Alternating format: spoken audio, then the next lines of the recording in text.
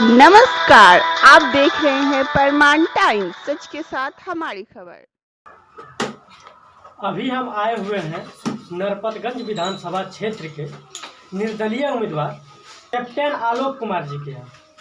Sir बताइए कि इससे पहले आप क्या करते थे? मैं समुद्री विभाग का कैप्टन हूँ और इसको यहाँ बोलचाल की भाषा में मर्चेंट नेवी भी कहा जाता है। उसमें मैं 17 साल काम किया हूँ और कैप्टन जैसे उच्च पद पर को प्राप्त किया हूँ। और शिक्षा की व्यवस्था यहाँ कैसे है? बिहार की शिक्षा की व्यवस्था वैसे ही है जैसे आप लोग भी जानते ही हैं। बड़ा बड़ा मकान है और यहाँ पे शिक्षक जो हैं जैसे होने चाहिए थे उस तरह के शिक्षक नहीं है और शिक्षकों की ट्रेनिंग अच्छी नहीं है। शिक्षकों का जो जिस तरह से उनकी भर्ती की गई है उसमें बहुत बड़ी धांधली हुई है। बहुत शिक्षक फर्जी हैं जो फर्जी सर्टिफिकेट के ऊपर नौकरियां कर रहे हैं। आपका चुनाव में आने का कारण क्या है? और लंबी कहानी है पर ठीक है। अभी मैं पहली बार चुनाव नहीं लड़ रहा हूँ। 2005 से मैं विधानसभा का चुनाव लड़ रहा हूँ। 2005 में मैं पहली बार बहुजन समाज पार्टी के टिकट पे चुनाव लड़ा और फिर उसके बाद 2010 में भी मैं बहुजन समाज पार्टी के सिंबल पे चुनाव लड़ने का काम किया। 15 में भी मेरी तैयारी अच्छी थी पर उस समय का माहौल देखते हुए मैंने उस चुनाव को न लड़ने का अंतिम फैसला किया, वो अंत समय में किया। और ये 2020 का चुनाव है। अच्छी तैयारी के साथ इस चुनाव को लड़ा जा रहा है। चुनाव में और राजनीति में कोई भी लोग आते हैं तो निश्चित रूप से वो व्यवस्था के को देख के खुश नहीं होते हैं या व्यवस्था के शिकार होते हैं और हम लोग व्यवस्था से खुश नहीं थे। जिस तरह का जंगल राज लालू जी ने कायम कर रखा था, जिस तरह का व्यवस्था था, तो उस अव्यवस्था से नाराज होकर हम लोगों ने बहुत ही कम उम्र में राजनीति में कदम रख दिया और थोड़ा सा अनुभव का कमी था। धीरे धीरे अब अनुभव प्राप्त किए तो हमको लगा कि उस समय न लड़के और थोड़ा सा समय दिए होते तो आज हम मतलब जो लड़ाई है ये 15 साल में लड़नी पड़ती, 5 साल में ये कामयाबी हो जाती। विगत 5 वर्षों में क्या क्या तरक्की हुई नरपतगंज विधानसभा में? 5 वर्षों में नरपतगंज विधानसभा में तरक्की हुई है। हमको तो कोई तरक्की दिखाई नहीं दे रही है। कोई भी ऐसा नया चीज़ दिखाई नहीं दे रहा है। कहीं कहीं 1-2 सोलर लाइट दिखाई दे रही है तो वो सोलर लाइट पे तो बड़े बड़े अक्षरों में विधायक जी का नाम लिखा हुआ है। ऐसा लग रहा है कि वो लाइट जो है अपने ज़मीन बेच के लगाए हैं। तो क्योंकि ज़मीन बेच के जब लगाया जाएगा तभी इतने बड़े स्वर्णाक्षरों में उनका नाम लिखा जाता है। क्योंकि ये जो पैसा है ये तो जनता का पैसा है, तो विधायक का नाम क्यों लिखा हुआ है सोलर लाइटों पे? ऐसा लग रहा है कि ज़मीन बेच के अगर कोई दे सोलर लाइट तो ज़रूर उसमें नाम लिख दें, लेकिन जब ज़मीन बेच के आप नहीं दे रहे हो तो इस पर नाम क्यों लिखवा रहे हो? और इस तरह से जो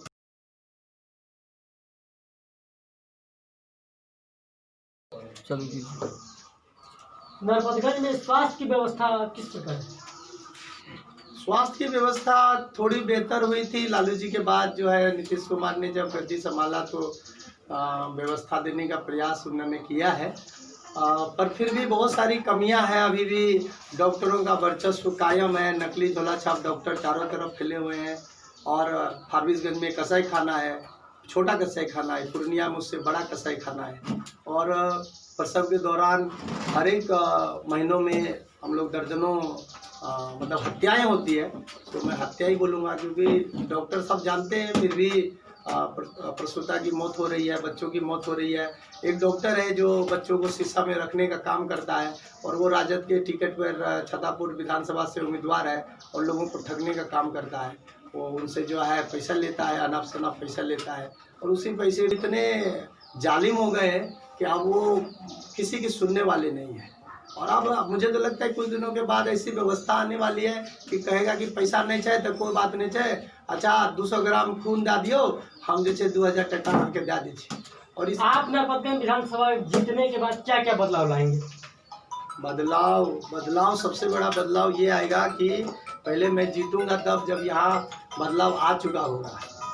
जब तक मानसिक बदलाव नहीं आएगा तब तक आलोक मेहता चुनाव जीतेगा ही नहीं। इसीलिए कैप्टन आलोक कुमार तभी चुनाव जीतेगा। एक कैप्टन चुनाव तभी जीतेगा, वो भी निर्दलीय जीतेगा, जब जनता में बदलाव आ चुका होगा। तो जब जनता का मानसिक बदलाव आ चुका होगा तो बदलाव नेता नहीं लाता है, जनता ही लाती है। और जैसा वो नेता चुनेंगे वैसा उनको सब कुछ मिलेगा। पढ़े लिखे नेता चुनेंगे तो पढ़ाई लिखाई अच्छी होगी, एक रोजगार वाले काम करने वाले नेता चुनेंगे तो कामकाज अच्छा होगा, एक अनुभवी लोगों को जिनका पास एक्सपोजर है, देश दुनिया देखा है, उसको नेता चुनेंगे तो निश्चित रूप से उस तरह की रोजगार की यहाँ व्यवस्थाएं होंगी। तो यही है, आप जैसा नेता चुनेंगे वैसा व्यवस्था होगा। एक अच्छा नेता एक अच्छी व्यवस्था के लिए संघर्ष कर रहा है। क्या सोचकर आप चुनाव में उतरे हैं?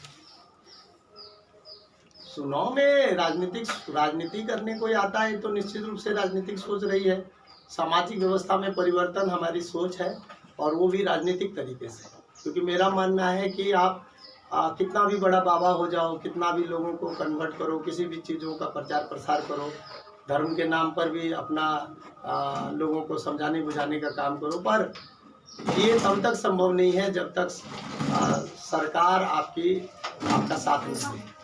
अगर सरकार आपकी होती है और सरकार ऐसी होती है जो जनता के हित में काम करे तो चीज़ भी है। नरपतगंज विधानसभा में अभी 100 से ज़्यादा वार्ड में बाढ़ का पानी घुसा हुआ था। बाढ़ जो है एक तरह से गरीबों को लूटने का, गरीबों को लाचार बनाने का एक माध्यम है।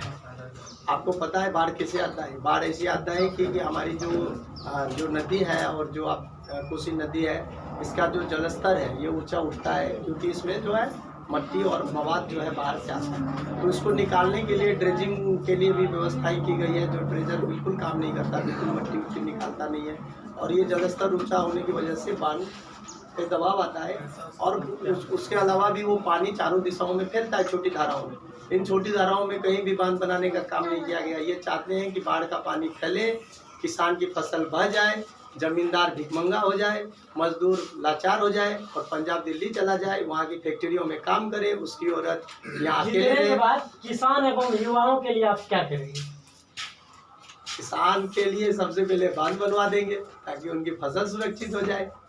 युवाओं के लिए रोजगार उपलब्ध करा देंगे ताकि वो अपने घर में अपनी बीवी बच्चे के साथ ऐसे आराम से जिंदगी जिए। नरपतगंज की जनता को हमारे चैनल के माध्यम से आप क्या उपदेश देना चाहते हैं?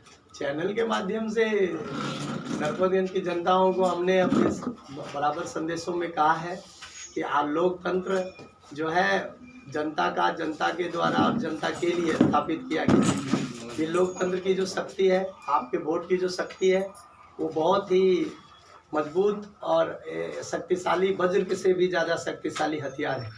तो आप अगर लोकतंत्र में सही बटन दबाएंगे तो आपको सही नेता मिलेगा। गलत बटन दबा देंगे तो आपको 5 साल के लिए दुख झेलना पड़ेगा।